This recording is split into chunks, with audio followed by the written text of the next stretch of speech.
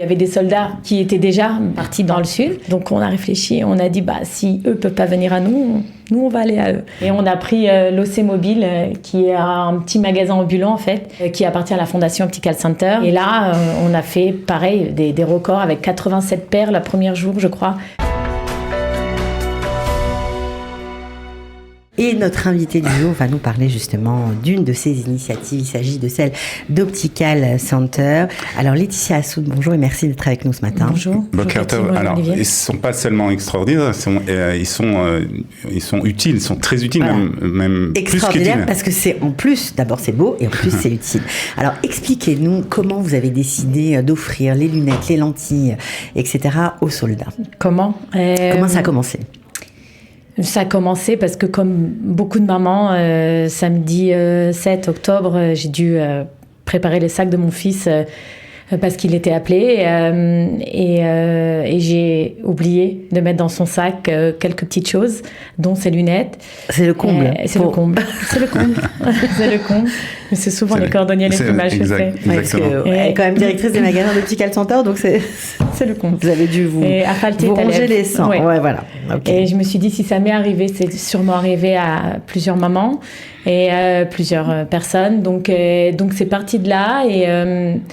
Et puis comme je crois que de façon générale, la hardoute et on s'est assis, on a pleuré, mais on s'est levé, on a tous voulu aider. Et c'est de façon générale dans tout le pays, mais en particulier, j'ai l'impression, beaucoup chez les francophones aussi. Et on s'est parti de là. On a la chance de travailler pour Laurent Lévy, qui non seulement a validé l'idée, mais a financé tout. Et c'est parti de là. Dès dimanche, on a commencé à distribuer gratuitement aux soldats qui avaient une reguerre valide ou alors un tsaf shmoné, des lunettes gratuitement dans nos 43 magasins. Dans tout le pays, donc. Dans tout le pays, de Kiryat Shmona à Dimona, sauf bien sûr le magasin d'Ashkelon qui était fermé. Pour des raisons évidentes. Et on a commencé dès dimanche et on n'a pas arrêté. Alors comment ça se passe hein? Les soldats, je suppose qu'ils sont sur le front, donc c'est peut-être un peu plus compliqué pour eux d'arriver. Alors comment ça se passe? C'est les soldats qui viennent? Ce sont les familles? Comment ça se passe? Alors en fait, on a mis en point 4 numéros d'appel par Ezor, par région. Voilà, le nord, le sud, le centre. Et donc, en fait, il y a un numéro d'appel où ils peuvent appeler. On prend ces listes-là, on a les listes des numéros et on les rappelle. Donc, il y a une groupe... Optical Center, c'est Reia Veshmia. Donc, on a aussi des audiologues qui, elles, ne peuvent pas nous aider en faisant des lunettes. Mais comme elles voulaient aider quand même, alors elles prennent ces listes et rappellent pour prendre les commandes, de façon à être le plus rapide possible. Donc, ils vous donnent leur numéro de vision. Ils leur donnent leur numéro, exactement. S'ils ne les connaissent pas, ils arrivent en magasin, on leur fait l'examen de vue, mais la plupart les connaissent. Ah oui. La plupart les connaissent ou les retrouvent. Et il y a eu aussi une similarité dans le métier, où même s'ils avaient fait des lunettes dans d'autres chaînes, on a pu obtenir les corrections qu'il y avait dans les marais raids.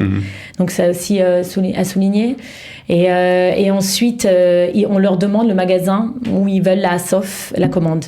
Donc, alors, récupérer la commande, le magasin le plus près de leur base. Le plus près de leur base, etc. Et c'est ce qui s'est passé. C'est fait qu'on en a distribué vraiment dans tout le pays. Combien de lunettes par jour vous faites à peu près? Alors, on a eu des pics à plus de 1000 par jour. 1000 jeudi, ouais. On a distribué des milliers. 1000 par jour? Oui. Que vous faites dans plusieurs magasins, comment vous faites pour les faire? C'est énorme. C'est ça. En bac, il y a beaucoup d'organisations. Et sur ça, j'ai des équipes extraordinaires parce que tous sont aidés. C'est vraiment collégial. Donc ça veut dire que plusieurs magasins se mettent à fabriquer des lunettes pour les soldats. On a de toute façon dans les magasins Optical Center un atelier dans chaque magasin. C'est ce qui me permet de nous donner les services en 1 heure de façon générale. C'est ça, parce que vous avez un impératif du temps aussi. C'est-à-dire qu'on n'a pas le temps, il faut faire vite. Il faut faire vite. Alors, ça, c'est une partie de ce que vous avez fait, mais vous avez fait encore un truc incroyable, c'est que vous avez envoyé un bus mobile, un camion mais en fait, on s'est aperçu en rappelant les numéros qu'il y avait des soldats, même si on est très rapide, qui étaient déjà basés, partis dans le sud, entre autres, et qui ne pouvaient plus ni envoyer quelqu'un, même si quelqu'un venait les chercher, ils ne pouvaient plus leur amener. Donc on a réfléchi, on a dit si eux peuvent pas venir à nous, on va aller à eux. Et on a pris l'OC Mobile, qui est un petit magasin ambulant en fait, qui appartient à la Fondation Optical Center, donc toujours Laurent Lévy, et qui nous sert habituellement à aller visiter les écoles. Et on l'a basé dans un des kibboutz tristement célèbres. Et là, on a fait, pareil, des records avec 87 paires le premier jour, je crois, faits sur place. C'est uniquement pour les soldats ou c'est aussi pour les citoyens qui, dans la panique, comme l'a dit Olivier tout à l'heure, le fait d'avoir été déplacé, on peut oublier des affaires, des lunettes, des lentilles, on imagine le peu de temps qui est impacté. Alors, on a choisi, nous, de donner aux soldats... en espérant que bien sûr d'autres le fassent pour d'autres. On s'est concentré sur les soldats. Sur les soldats uniquement. Ouais. Donc à Berry, ils viennent encore. Les soldats viennent encore pour faire leurs lunettes. Je ne vais pas dire le nom du kibbutz, mais on nous a demandé de déplacer le camion hier. Ok. D'accord, pour des raisons de sécurité, exactement. On comprend. Donc on va le déplacer maintenant sûrement dans le nord. Je ne sais pas où encore. Ça va se décider là dans quelques heures. Et on va pareil, de façon se mettre dans une base militaire ou improvisée. C'est une opération donc qui est coordonnée avec l'armée ? Ah oui, on a des échouines de l'armée, des gilets pare-balles, etc. Ouais. Ils viennent nous chercher au Marsom, etc. Alors, comment sont les réactions ? Ouais. Qu'est-ce que vous disent les soldats ? Je vais avoir du mal à ne pas pleurer en vous le disant, mais c'est-à-dire qu'on a l'impression de donner, mais on reçoit tellement au retour parce que... Oui, puis ils nous prennent dans les bras, ils nous disent merci, les mamans, les papas pleurent en reprenant ils nous donnent des brachot et ils nous disent, alors évidemment qu'on n'a pas fait c'est pour ça, mais la plupart nous disent on n'achètera que chez vous.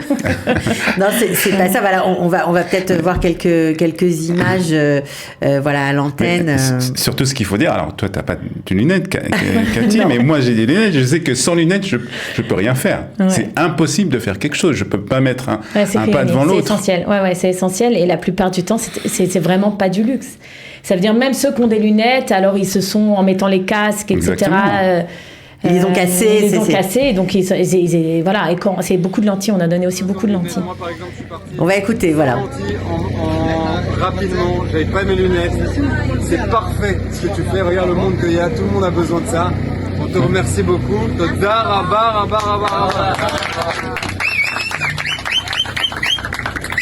C'est vraiment génial, ça fait chaud au cœur parce qu'on sent que ça les a vraiment beaucoup soulagés. Vous avez l'impression de participer à l'effort de guerre ?